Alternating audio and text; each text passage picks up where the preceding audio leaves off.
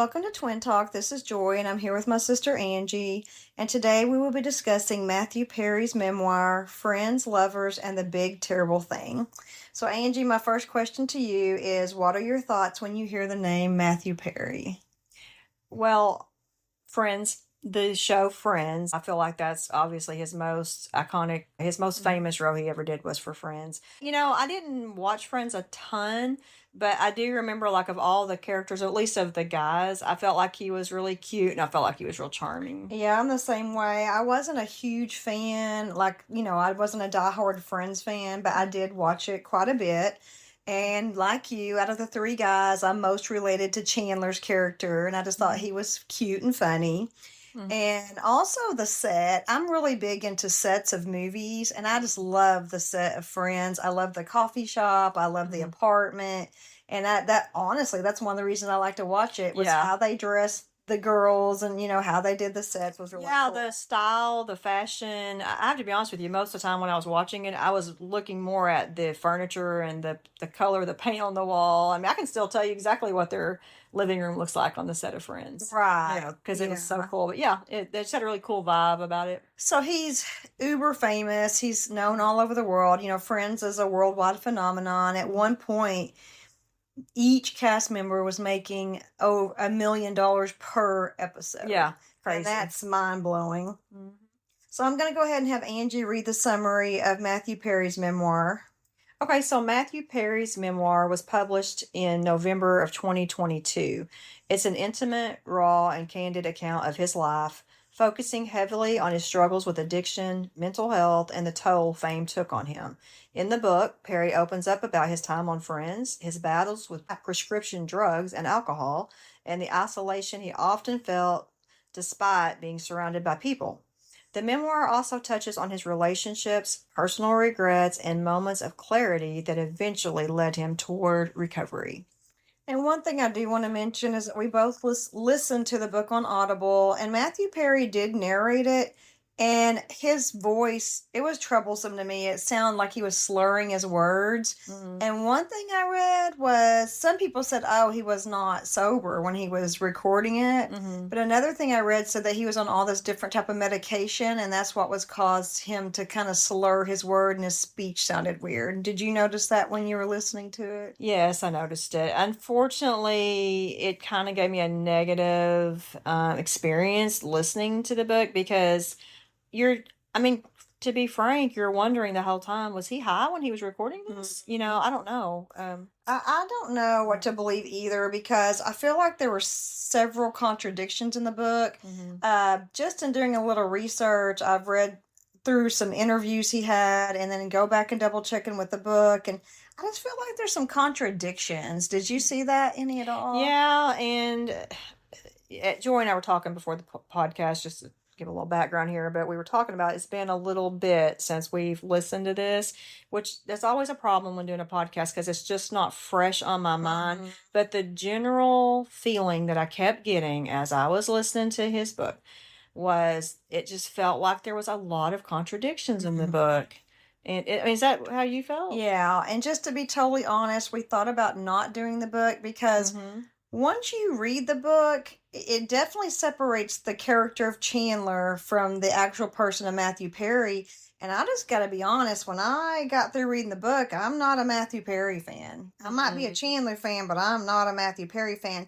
Yes, millions of people struggle with addiction and millions of people have alcohol abuse and drug abuse, but I just feel like he was always full of excuses, and I feel like he just mistreated everybody who was around him, and especially the people he tried to help, and he just didn't come off as a good guy to me, even though he wanted to convince us in the book he was a good guy. I called Joy a few days ago and I said, we've been telling everybody we're going to do this Matthew Pery book. I said, we don't have to do the Matthew Pery book. Right. And Joy said, by gosh, we're doing the Matthew Pery book. And I said, if I'm going to spend my time reading the book, right, because I want to do the podcast. We have both been dreading this podcast. Well, okay. For me personally, the reason I have been dreading it is because I know there's so many Friends fans out there. Yes, and I'm one of them. Yeah, and I, and to talk about one of the beloved characters who's also now deceased, it almost feels like you're committing some kind of sacred crime or something. Right. Yeah, to And talk negatively about someone who's passed because away under such tragic circumstances does feel wrong. because but this I also don't want book, to lie. it brought up all these just really negative emotions for Joy and I said, we don't have to do this book. But anyway, in the end, we just decided, you know what, when you invest that much time in something, we don't want to, and there's something to learn from the book. There's Definitely. things to learn from it. So we decided to go ahead and do it. And he did do some good things. Didn't he turn his house into a rehabilitation center for men? He did mention a couple of times in the book that he was like a mentor to people, that he did try to help other people who were addicts. What I didn't understand, you're making $1 million an episode, and he always talked about running into financial problems. Like I remember him saying something about, I don't know if it was that one or trying to build another rehabilitation center, but he didn't have enough money. And I'm thinking, you're making $1 million an episode, and you don't have enough money to do a rehab center? Remember, he would just take his money and just blow it on drugs. That's true. He spent so much of his money on millions on. He was talking about like what he would pay for like one Vicodin, or like he would like people were just robbing him blind. Yeah. It does seem like he might have had some issues with maybe his accountant, or it seemed like there might have been people in his life as well that were taking advantage of him. I wouldn't doubt And he did tell a story about a guy that he was going into partnership with to do a rehab center, and according to Matthew, the guy did him dirty, right? And did took advantage and did take a bunch of his money. So he made some bad decisions. From the way I remember, a lot of his money was just spent on drugs and prescription medication. This is going to be a super short podcast because we don't want to sit here and talk ill of the dead, like we said. And I don't want to be. And I'm a big fan. Irreverent. Yeah, and I'm a big fan of him as far as an actor. He was funny, charismatic, charming, all of the stuff. He was a great actor. So I want to ask you a question, Joy. You know how sometimes people will say things that other people say about them, and it kind of gives you a glimpse of how that person really felt about that person. Yes. So let me be more clear. Like in the book, he might say, well, I sent Jennifer Aniston a text and told her how beautiful she looked today. And then he would kind of maybe say her reply. And I just kind of read between the lines. And did you get the feeling that some of his castmates were irritated with him a lot and just thought, and just kind of like was kind of fed up with him at times? Now, he did say that during one of the last seasons when they were going to film, he did say that Jennifer was mad at him. Yeah. And they said because they didn't trust him to be on, to show up, to be on time, or whatever his issues were. This is interesting to me. They were all concerned about his health. They all knew he was dealing with these problems. But she was the only one brave enough to confront him. He said that she kind of was the spokesperson for the group and kind of did an intervention. Basically went up to him and said, hey, we're concerned about you and we want to help you and you need help. And I don't really remember what his response was, though. I did admire the fact that she was the one that had the courage to approach him. Yes, and actually say, hey, you have a problem. Yeah. But some of the things, though, that he would say she said throughout the book, it made me think that you could tell she had had it with him at times, and I'm sure it's all just due to his addiction, because it's always the case. Well, did you have anything else you wanted to add? I was just going to say there's just a few things in the book that stood out to me. And one of the first things he talks about is when he was young, how his parents split up and how they put him on a plane by himself. Like, I want to say he was around 5. Right. He was very young. It was like he just never got over that. I know. It really affected him. Yes. Like he talked about that. And throughout the book, every so often, he would just bring up, putting a 5-year-old on a plane, from Canada to Vegas or whatever it was. Personally, I could never put my child on a plane. I agree with him. And I agree with him, but you're right. That's deep-seated. He could never You could tell, though, that was a point of contention with him, and he could never get over the fact that his parents were just kind of shipping him from one to the other, and by himself without any adult around. And I get that. I can see why that bothered him. The other thing was he talked a lot about how he always craved acceptance, and he felt like his mission in life was to make people laugh. Right. And so he felt like as long as I can make people laugh, everything's good. And they'll like me. Yes, and they'll accept me. Yeah, and every story he tells. I have heard a lot of comedians say that. Mm-hmm. In every story he tells, like when he was hanging out with comedians and other people, his goal, whether it be sitting at a table, eating dinner with his friends, or whether it was going to a party, his goal was like, did people laugh at me? And that's how he felt acceptance. Yeah.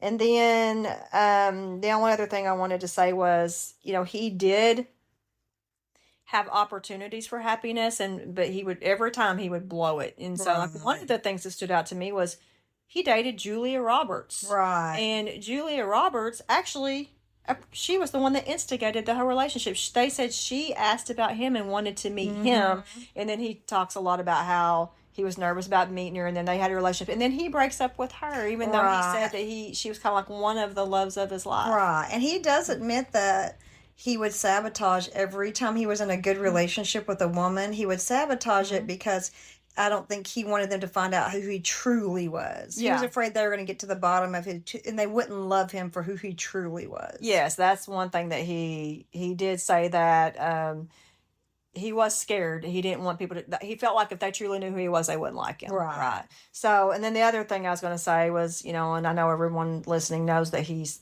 passed away now, but I thought it was interesting there toward the end of his life. He was really, really into pickleball. And he said, and other people even said it was like an obsession with him. I don't know that he was completely drug free when he died. I don't know. I've heard conflicting reports. I've heard people say that, he was going around touting, "Oh, I'm drug free this many days." In reality, he was still using, but he was trying to pass himself off as clean and sober. Okay. Yeah. Because like I said, I don't know. And I really feel like that maybe he had been off of whatever he was on at the time for a while, and maybe he just had a relapse, because that happens. That does happen. If you could say anything to Matthew Pery right now, what would you say? You know what I would say? I would say you made me laugh a lot. Yeah. I would say you were funny. Mm-hmm. I'm sorry that he had so many issues and I would say the same thing. I would say thanks for all the laughs. I wish you could have overcome your addiction. Yeah, the thing that I just can't get over, and maybe I shouldn't even say this with the book, is I just felt like this woe is me pity party through the whole book. And like he had it harder than any other addict in the world. Yeah, and I just kept thinking, trust me, I believe you that it was hard and you struggled and you had excruciating pain mentally and physically and emotionally, but it almost felt like he was always passing his problems off like it was someone else, which leads me to the next thing I want to say, because I know we're getting ready to close. So we were just sitting here and we kind of were looking at a few reviews for this book, and Joy came across a review. And what was the name? So it was titled. I think it was a Reddit. Okay. I can't think of the word. It was a Reddit. Okay, there's the title. Posting. The person said, go ahead. And the name of the review was, "I feel sick and disgusted after reading Matthew Pery's memoir." Okay. And Angie's going to put a link to it at the bottom of our page. But a lot of what this person says in the review is exactly how I felt after reading the book. So if you want to know kind of why we're feeling a little negative about the book, this person said it very well. And so we will put a link to this person's review. It's kind of long, but it's actually very interesting. And they go into depth about a lot of the negative aspects of Matthew's book. Yes. So, but yeah, as far as him as a person, it's tragic to me that a person had to live the way he lived and suffered, and no one should have to. And no one should have to suffer the way he suffered. That's what's so sad to me. So, well, I'm going to ask you to rate the book. How many big terrible things do you give the book? Oh, I was thinking you were going to say how many big terrible things are in this book. I was like a lot. This is I forgot about the word right now. Because I love reading memoirs, and I love kind of like getting to learn the inside scoop on celebrities, and it was interesting. But I'm gonna give it a 1 just because of how annoying it was. And to not me. To drag this out, but why do you think he wrote that book? I don't know if it was to make money or if he thought he could help other addicts through it, but there wasn't a lot of advice on getting through it. There was a lot of advice how not to do it. So I don't know if it was self-serving for the money or just trying to prove to everybody, hey, I'm sober. I have no idea why he wrote the book. Maybe it was cathartic. Maybe he did it as a I think it was kind of therapy. I do think it was kind of a therapeutic endeavor. But I also felt like it was kind of a, hey, feel sorry for me. For once and for all, I'm getting my story out there so people can see what I've gone through. And for once and for all, we're going to get the cat out of the bag and y'all can see what I've been through. Yeah. And maybe I'm wrong. And people that know, I feel bad because I don't know him. Right. You don't know him. So it's so easy to sit and talk about someone that you don't know. Exactly. And we're only seeing like external things that's been said about him and things he said. So if you talk to someone that knew him, like one of the cast members, they'll probably be like, you idiots, y'all don't even know what you're talking about. So I hate to just keep blabbing, but I was curious, like, why you thought he wrote it. What was the purpose of the book? So. All I could think of is it's therapeutic, or he needed money. Okay, all right, So all right. I'll give it things do you give it? I'll give it a 2. Okay. Yeah, I'll one up you. All right. Well, is there anything you want to say before we close? Nope, that's about it. Okay. Well, thank you for joining us, and we'll see you next time on Twin Talk.